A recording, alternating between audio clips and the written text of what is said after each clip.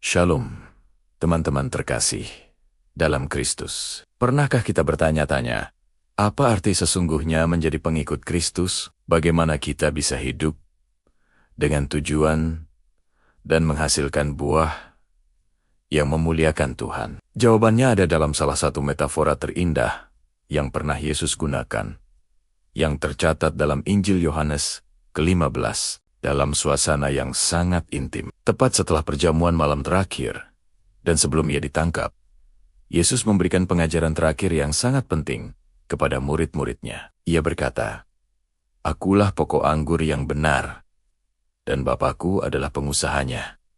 Ini bukan sekadar gambaran puitis. Pernyataan ini punya makna yang sangat dalam dan berakar kuat dalam sejarah bangsa Israel. Mari kita mundur sejenak ke Perjanjian Lama. Sejak dulu, kebun anggur seringkali menjadi simbol bagi bangsa Israel. Anggur melambangkan berkat, sukacita, dan kemakmuran dari Tuhan. Para nabi seperti Yesaya dan Yeremia menggambarkan Israel sebagai kebun anggur pilihan Tuhan.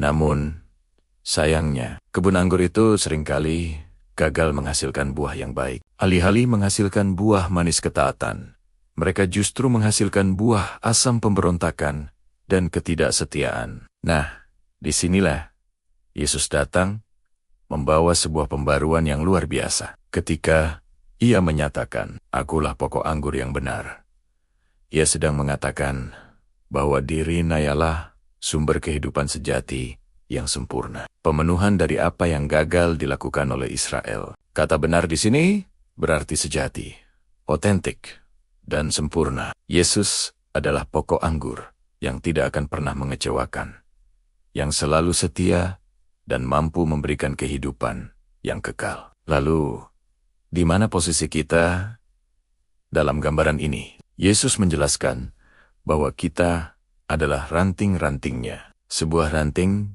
tidak akan bisa hidup, apalagi berbuah, jika terlepas dari pokoknya. Ranting itu akan kering, layu, dan akhirnya mati. Ini adalah gambaran yang sangat kuat tentang ketergantungan mutlak kita kepada Kristus.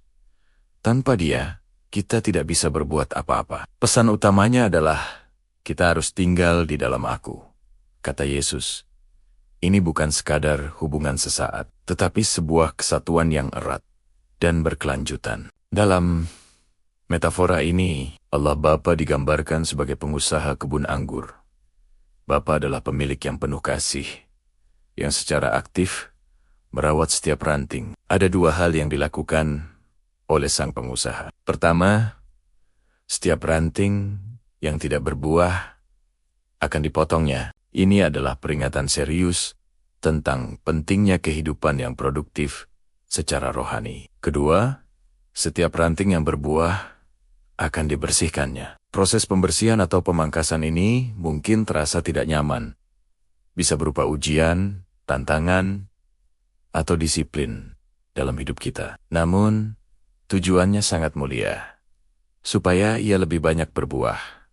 Jadi, buah apa yang dimaksud?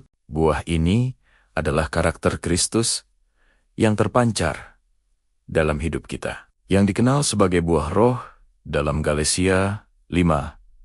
Kasih, sukacita, damai sejahtera, kesabaran, kemurahan, kebaikan, kesetiaan, kelemah lembutan, dan penguasaan diri. Ketika kita tinggal di dalam Kristus, secara alami, karakter-karakter ini akan tumbuh dalam diri kita. Bukan karena kekuatan kita sendiri, tetapi karena kehidupan Kristus mengalir melalui kita. Pernyataan akulah pokok anggur adalah undangan sekaligus pengingat abadi bagi kita semua. Ini adalah undangan untuk masuk ke dalam sebuah hubungan yang hidup dan dinamis dengan Kristus. Ini adalah pengingat bahwa identitas dan kekuatan kita sepenuhnya berasal dari Dia.